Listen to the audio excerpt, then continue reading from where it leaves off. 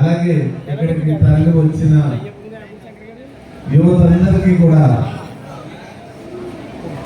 కార్యకర్తలందరికీ కూడా, తోట ఫాలోవర్స్ అందరికీ, అలాగే అభిమానులు మీ అందరికీ పేరు పేరున నా హృదయపూర్వక నమస్కారాలు. అలాగే మహిళలైన మీ అందరికీ కూడా ప్రతి ఒక్కరికి పేరు పేరున నా హృదయపూర్వక నమస్కారాలు తెలియజేసుకుంటున్నాను.